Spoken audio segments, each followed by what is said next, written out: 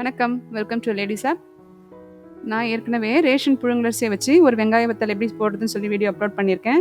அதில் ஒரு ஃப்ரெண்டு வந்து ரேஷன் புழுங்கலரிசியில் எப்படி கம்பி வடாம் போடுறதுன்னு சொல்லி கேட்டிருந்தாங்க. அதனால் இந்த வீடியோவில் ரேஷன் பச்சரிசி புழுங்கலரிசி ரெண்டுமே நம்ம யூஸ் பண்ணி கஞ்சி வத்தல், கம்பி வத்தல் இதெல்லாம் எப்படி போடுறதுன்னு சொல்லி பார்க்க போகிறோம். இந்த வத்தல் போடுறதுக்கு பாருங்கள், நான் ரேஷன் புழுங்கலரிசி எடுத்து வச்சுருக்கேன். அதோட இது வந்து ரேஷன் பச்சரிசி. இப்போ இந்த ரெண்டும் யூஸ் பண்ணி தான் நம்ம வத்தல் போட போகிறோம். இப்போல்லாம் ரேஷன் அரிசி ஓரளவுக்கு சுத்தமாக தான் இருக்குது. இருந்தாலும் நம்ம அரிசி நல்லா புடச்சிட்டு அதில் நெல் கல்லுலாம் இல்லாமல் நல்லா க்ளீன் பண்ணி எடுத்து வச்சுக்கலாம். நான் வந்து வத்தல் போடுறதுக்கு 2 கப் புழுங்கல் அரிசியும் 2 கப் பச்சரிசியும் எடுத்து வச்சுருக்கேன். இப்போ இந்த புழுங்கல் அரிசியும் பச்சரிசியும் ஒரு 2லேருந்து ஒரு 3 முறை நல்லா கழுவி நல்ல தண்ணி ஊற்றி ஊற வச்சுக்கோங்க. இது ஒரு 3 ஹவர்ஸ் போல் நல்லா ஊறட்டும். 3 மணி நேரம் ஆனதும் இதை கிரைண்டரில் போட்டு நல்லா நைஸாக மாவாக அரைச்சி எடுத்துக்கோங்க. இப்போ இந்த பச்சரிசி மாவும் புழுங்கலரிசி மாவும் தனித்தனியாக ஒரு தட்டு போட்டு மூடி வச்சிடலாம். இப்போ நாளைக்கு காலையில் இதை வத்தல் கூழ் எப்படி காய்ச்சதுன்னு சொல்லி பார்க்கலாம். இப்போ நான் அந்த கூழ் வத்தலுக்கும் கம்பி வத்தலுக்கும் தனித்தனியாக ஜவ்வரிசி ஊற வைக்க போகிறேன். ஒரு 1/4 கப் போல அளவு ஜவ்வரிசி நம்ம ஊற வச்சுக்கலாம். இப்போ நம்ம ஊற வச்சுருக்க ஜவ்வரிசியில் மட்டும் நம்ம ஒரு 4 பச்சை மிளகாய் சேர்த்து அரைச்சிக்கலாம். இது வந்து அந்த கஞ்சி வத்தல் கூழ் வத்தல் காய்ச்சறதுக்கு அந்த ஜவ்வரிசியை சேர்த்துடலாம். இன்னொரு ஜவ்வரிசி வந்து நான் மிளகாய் சேர்க்காம வெறுமனே அரைக்க போகிறேன். அது வந்து நம்ம கம்பி வத்தல் போடுறதுக்கு அதை மிக்ஸ் பண்ணிக்கலாம். ரெண்டுமே நான் காரம் சேர்க்காம ஒன்றுத்தில் மட்டும் காரம் சேர்க்குறேன், சும்மா ஒரு சின்ன டிஃப்ரென்ஸ்க்காக. முதல்ல நம்ம அரைச்சி வச்ச பச்சரிசி மாவை யூஸ் பண்ணி இந்த கஞ்சி வத்தலுக்கான கூழ் எப்படி ரெடி பண்ணுறதுன்னு சொல்லி பார்க்கலாம். இது வந்து நல்லா தண்ணி ஊற்றி நல்லா தோசை மாவு பதத்துக்கு கரைச்சிக்கோங்க. தண்ணி தாராளமாக ஊற்றிக்கலாம், ஏன்னா நம்ம அதிகமான தண்ணி தேவை இந்த கூழ் வத்தலுக்கு. நான் இப்போ அந்த குக்கரில் 2 கப் அரிசிக்கு 20 கப் அளவு தண்ணி அளந்து வச்சுருக்கேன். ஆனால் இது கூட கரெக்டான மெஷர்மெண்ட் சொல்ல முடியாது நம்ம, ஏன்னா ஒரு சில அரிசி மாவு வந்து கிளற நிறைய தண்ணி இழுக்கும். அதனால நம்ம பக்கத்தில் வந்து கொதிக்கிற தண்ணியை ரெடியாக வச்சுருந்தோம்னா தேவையான போது அதில் ஊற்றி நம்ம மிக்ஸ் பண்ணிக்கலாம். தண்ணி நல்லா காஞ்சிருக்கு. இப்போ நம்ம இதில் ஒரு 1/2 டீஸ்பூன் பெருங்காயத்தூள் போட்டுடலாம். நம்ம உப்பு சேர்க்கும் போது 2 கப் அரிசிக்கு தேவையான அளவு உப்பு சேர்த்தா போதும், ஏன்னா வத்தல் கூழ் அதிகமாக இருக்கும், அதை பார்த்து நீங்கள் உப்பு சேர்க்கக்கூடாது. இந்த ஜவ்வரிசியும் பச்சை மிளகாயும் சேர்த்து அரைச்சி வச்சுருக்கேன், இதையும் ஊற்றிடலாங்க.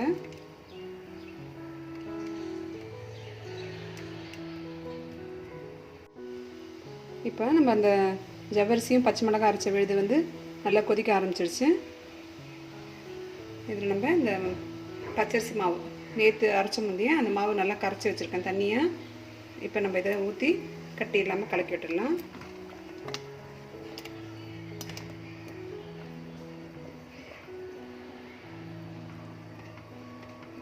இது கஞ்சி வத்தல்ன்றதுனால இது தண்ணியாக தான் இருக்கணும்.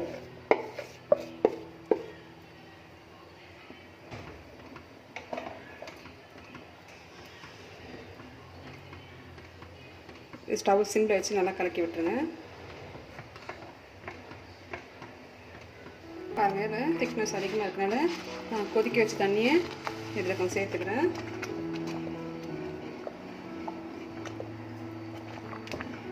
இதை நல்லா மிக்ஸ் பண்ணி விட்டுடலாம்.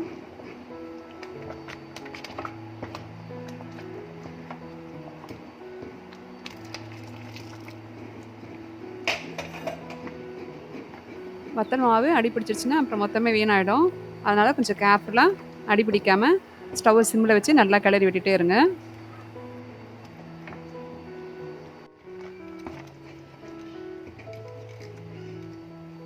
மாவு பாருங்கள், இப்போ நல்லா வெந்துடுச்சு.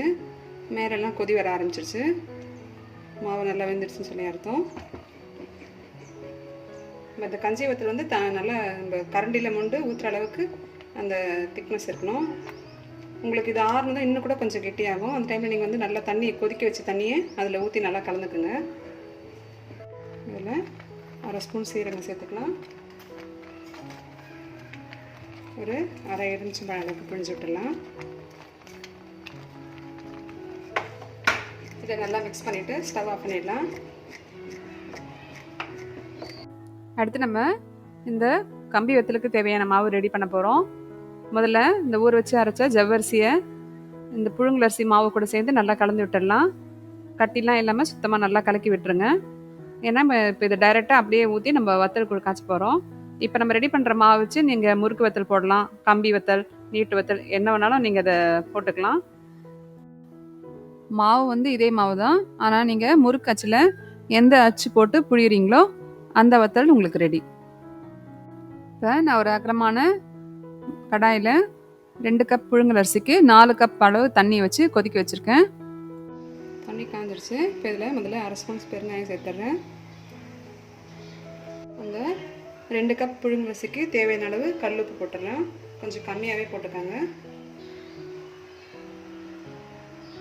இதில் நம்ம பச்சை மிளகாய் விழுதெல்லாம் போடல. நம்ம அந்த கஞ்சி வத்தலில் பச்சை மிளகாய் விழுதெல்லாம் போட்டிருக்கோம். இதில் வந்து பச்சை மிளகாய் விழுது சேர்க்காமல் நம்ம செய்யலாம். உங்களுக்கு தேவைன்னா நீங்கள் பச்சை மிளகாய் விழுது சேர்த்து கூட செய்யுங்க. பச்சை மிளகாய் நல்லா அரைச்சிட்டு வடிகட்டி இதில் ஊற்றிக்கோங்க. இப்போ இந்த புழுங்கல் அரிசி, இந்த ரேஷன் புழுங்கல் அரிசி அரைச்சி வச்சேன் இல்லையா நேற்று, அது கூட நான் வந்து ஜவ்வரிசியும் சேர்த்து கரைச்சி வச்சுருக்கேன். இப்போ இதை ஊற்றி நம்ம கிளறிக்கலாம்.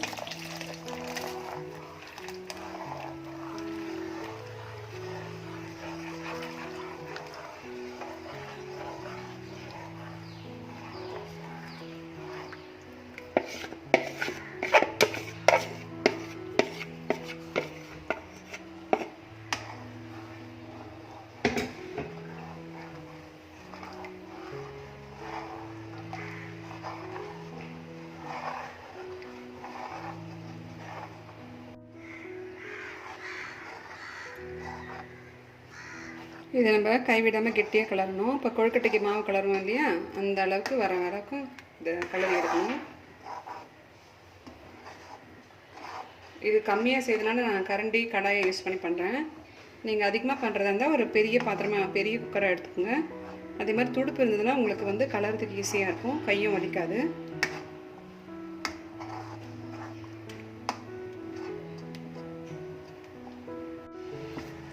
மாவு பாருங்கள் நல்லா கெட்டியாகிட்டே வருது. இப்போ நம்ம சீரகம் ஒரு 1/2 ஸ்பூன் சொன்னோம் இல்லையா, அது போட்டுடலாம்.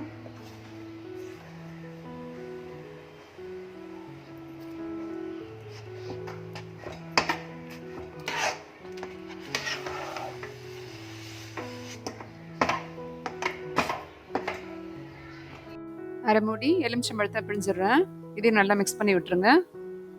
இந்த புழுங்கலரிசி மாவை நம்ம கிரைண்டரில் தான் அரைக்கிறோம்.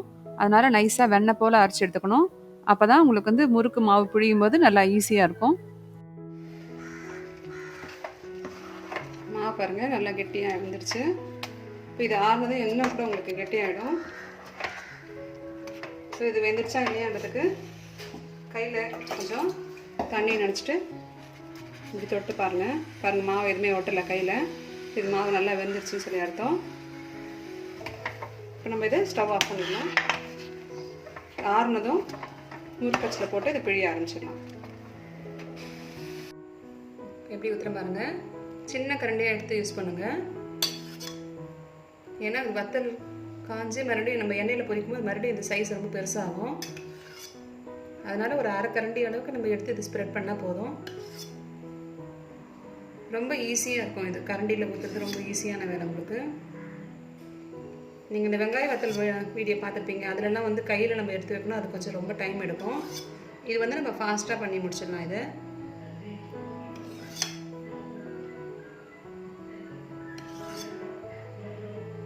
இது வந்து ஒரு 2 நாளில் உங்களுக்கு நல்லா ஆறிடுங்க இந்த வத்தல்.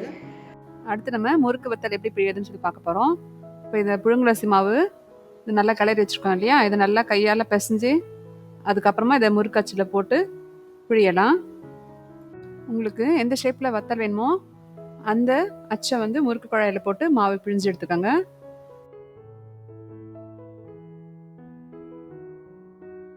இப்போ இதை மாதிரி நல்லா முறுக்காக பிழிஞ்சு விட்டுக்கணும்.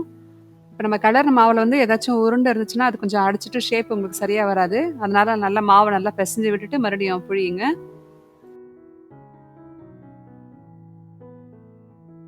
மொத்த வத்தல் மாவும் ஊற்றி முடிச்சிட்டோம்.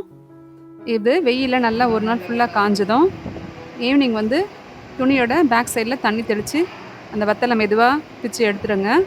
ஒரு தட்டில் போட்டு ஆற வச்சு இன்னும் ஒரு 2 நாள் வெயில் நல்லா காய வச்சு நீங்கள் அதை எடுத்து யூஸ் பண்ண ஆரம்பிச்சிடலாம்.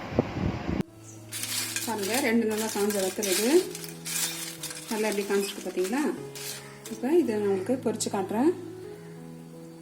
எண்ணெய் நல்லா காஞ்சிடுச்சு. வத்தல் போடலாம்.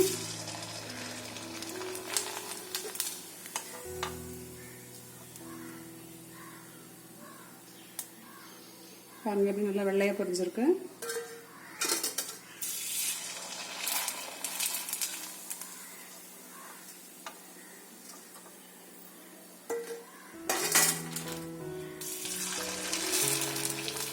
இப்போ நம்ம ரேஷன் பச்சரிசியில் செஞ்ச வத்தல் இது எவ்வளோ சூப்பராக ரெடியாக இருக்கு பாருங்க.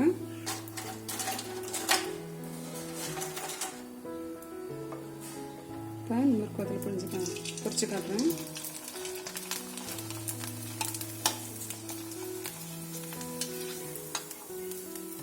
எவ்வளோ சூப்பராக பொரிஞ்சிருக்கு பாருங்க. ரேஷன் புழுங்கரசில் செஞ்ச முறுக்கு வத்தல் இது.